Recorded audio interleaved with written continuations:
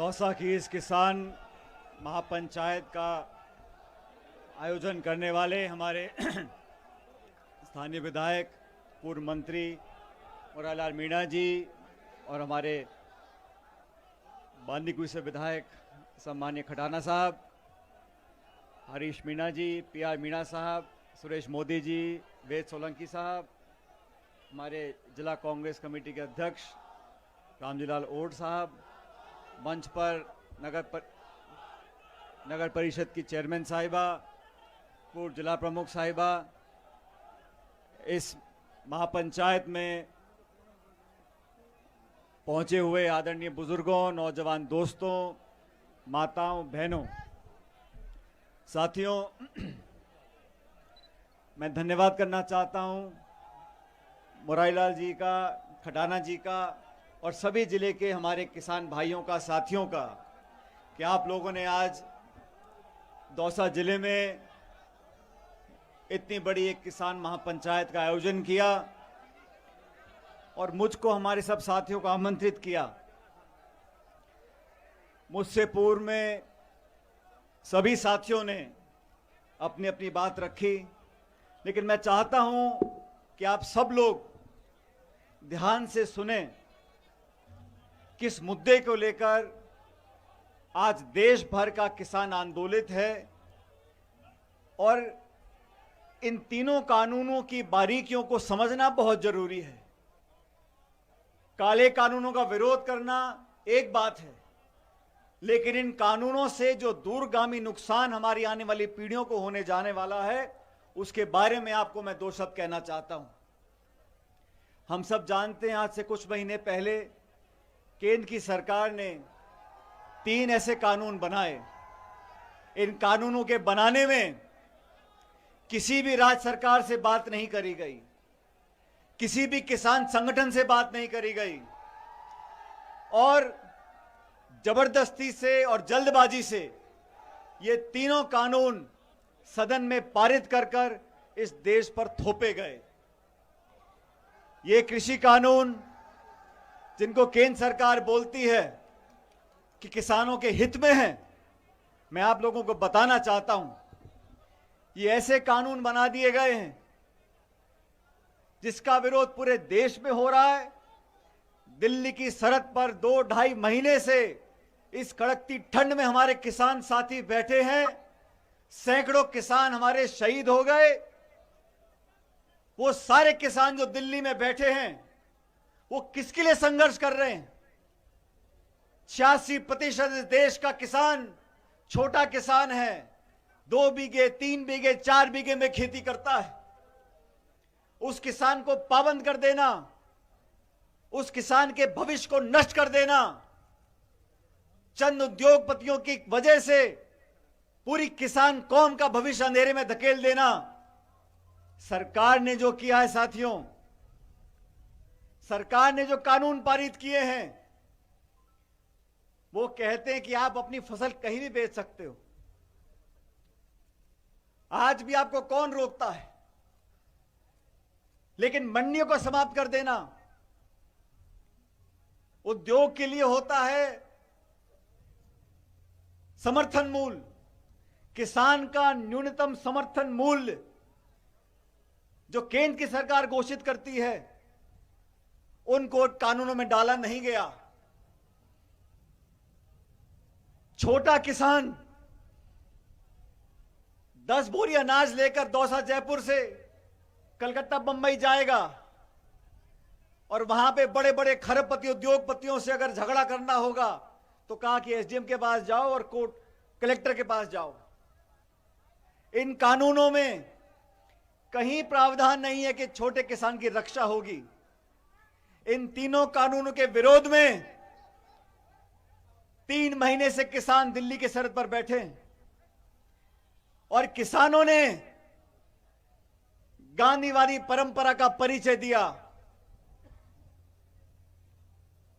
संयम से समझौता करने के लिए बात करी, शांति से, प्रेम से अपनी बात को रखा। केंद्र सरकार ने 11 बार न्योता दिया,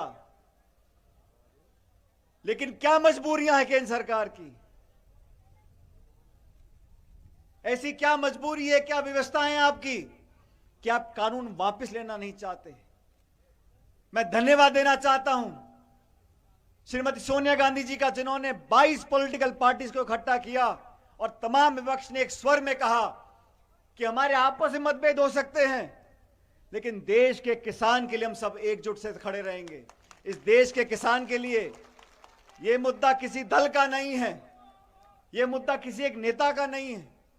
लेकिन मुझे पीड़ा हुई साथियों, गणतंत्र दिवस के दिन जो घटना लाल किले पे हुई, उसकी हम सबको कड़े शब्दों में निंदा करनी चाहिए। अगर हमारे देश के मान सम्मान के साथ कोई खिलवाड़ करता है, हमारे तिरंगे झंडे के मान सम्मान में कोई कमी लेकर आता है, तो उस पर कार्रवाई करनी चाहिए।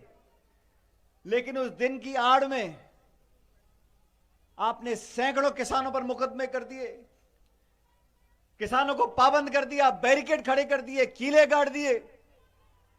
आपने दिल्ली के बॉर्डर पर जिस प्रकार का प्रबंध किया है, ऐसा तो हिंदुस्तान पाकिस्तान के सरहद पर भी नहीं होता।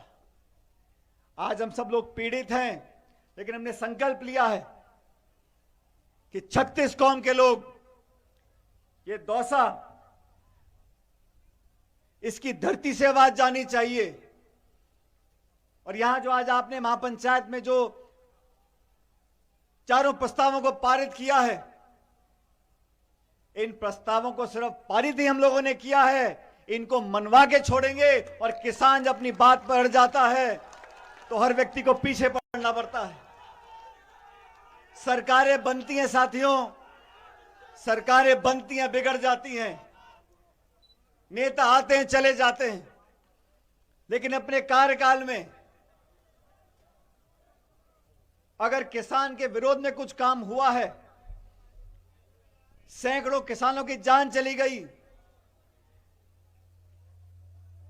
दिल्ली की सरहद पर पानी बंद कर दिया, बिजली बंद कर दी, इंटरनेट बंद कर दिया, शौचालय हटा दिए, इस प्रकार का बर्ताव किसान के साथ अगर कोई करेगा तो पूरे देश का किसान अपने साथियों के साथ खड़ा हो जाएगा।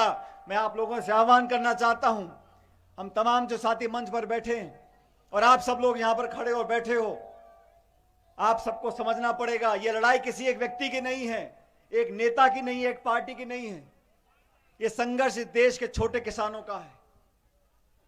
यह संकल्प हमको लेना पड़ेगा कि 3 कानून आपने पारित किए। आपने कहा निजी उद्योगपति आप माल खरीद सकते हो, उसकी कोई सीमा नहीं है, स्टॉक सीमा को समाप्त कर दिया। इस देश में खाद्य सुरक्षा का कानून है। आज 2 रुपए के लिए गेहूं और 3 रुपए किलो चावल हम लोगों को मिलता है, क्योंकि सार्वजनिक हमारी जो प्रणाली है उसके तहत गरीब आदमी राशन कार्ड से अनाज ले सकता है। सरकार देती है वो अनाज, और सरकार जब अनाज खरीदना बंद कर देगी तो गरीबों का पेट कैसे पालेंगे? हमारे बीपीएल के साथी जो पीडीएस अनाज मिलता है, सरकार खरीदे तो अनाज मिलता है ना। अगर सारे उद्योगपति अनाज खरीद लेंगे तो खाद्य सुरक्षा कानून का क्या होगा? जो गरीब है, दलित है, आदिवासी है, छोटा है, कमजोर है, उसका पेट पालने के लिए सरकार की जिम्मेदारी है। और सरकार बोलती है कि मंडी बंद नहीं करेंगे। आप बंद मत करो, लेकिन 2-3 साल में अपने आप ठप हो जाएगी। जब मंडी बंद हो जाएगी, खरीद बंद हो जाएगी, तो गरीब आदमी कहां जाएगा? 4-5 बड़े उद्योगपति आपस में समझौता कर लेंगे, फसल के दाम तय कर लेंगे। और मैं पूछना चाहता हूं उन लोगों से जो दिल्ली में आज बैठे हैं, आपने वादा किया था कि किसान की आमदनी दुगनी हो जाएगी। आप में से किसी की आमदनी दुगनी हुई है क्या? यह वादा हमने तो नहीं किया। किसान की आमदनी दुगनी करना भूल जाओ। लेकिन जितने साल आप सत्ता में रहे, किसान की फसल पे जो बोनस दिया जाता था वो भी खत्म कर दिया। किसान की खरीद नहीं हो रही। और जब कोरोना का काल चल रहा था, लॉकडाउन हुआ पूरे देश में, उद्योग बंद हो गए, फैक्ट्रियां बंद हो गई, कारखाने बंद हो गए, लेकिन किसान ने खेती बंद नहीं करी। और किसान की बदौलत आज हमारे भंडार भरे हुए हैं, हम लोग अपना पेट पाल सकते हैं। उस किसान के साथ अगर कोई धोखा करेगा, कोई ज्यादती करेगा, तो हम सब खड़े होकर उसकी मदद करेंगे।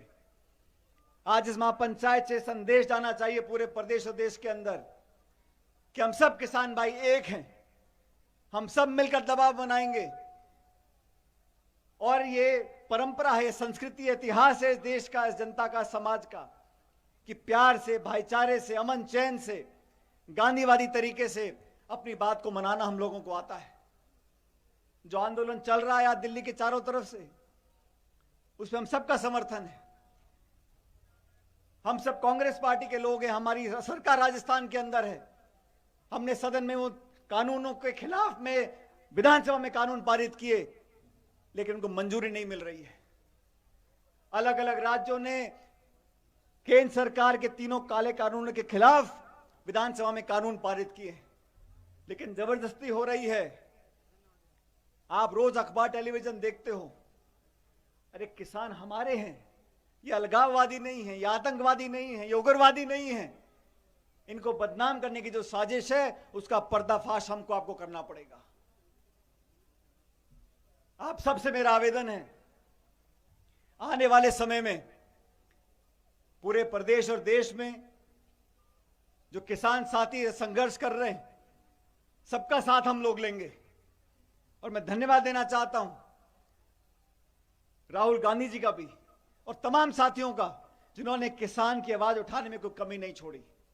और हमको आपको मिलकर इस आंदोलन को तेज करना है। लेकिन याद रहे, कोशिश की जाएगी, साजिश की जाएगी, भड़काने की बात की जाएगी, लेकिन हम अमन चैन शांति से, सभ्यता से, भाईचारे से, प्रेम मोहब्बत से, जो हमेशा से हम करते आए हैं, सब जाति, बिरादरी, धर्म, समुदाय के लोग मिलकर केंद्र की सरकार पर दबाव बनाएंगे।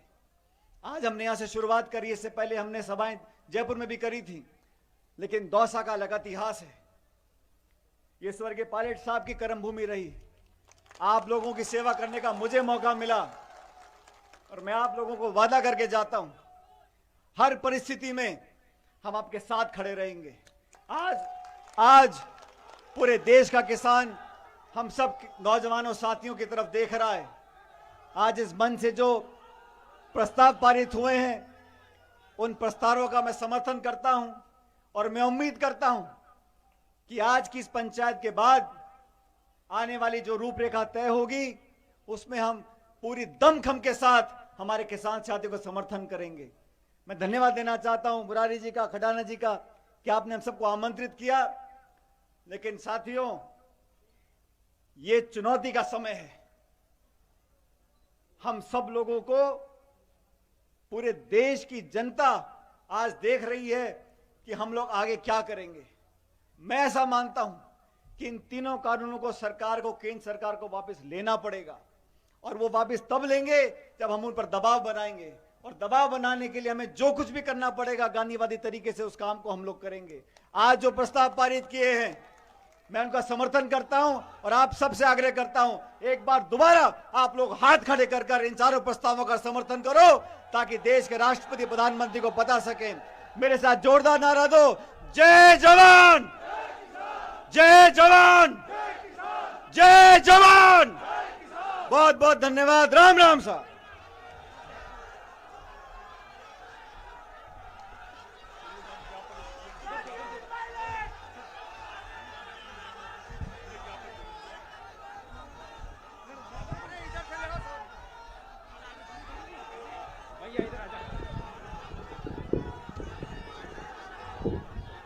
सचिन पायलट, सचिन पायलट, सचिन पायलट, सचिन तुम संघर्ष करो, पायलट तुम संघर्ष करो, सचिन पायलट जिंदाबाद, सचिन पायलट जिंदाबाद, पायलट तुम संघर्ष करो, पायलट तुम संघर्ष करो। राजस्थान से आई आवाज। भैया गीत गाने वाले जो दंगल कलाकार हो अपना कार्यक्रम शुरू करें, और ये युवा साथी यहाँ के यहाँ बैठ जाए। कोई भी पायलट साहब के साथ नहीं जाएगा, जहाँ कहीं बैठे हो वहाँ के वहीं बैठ जाए। अभी 11 लोगों की कमेटी कलेक्टर को ज्ञापन देने जाएगी। पायलट साहब हमारे बीच में से गए हैं,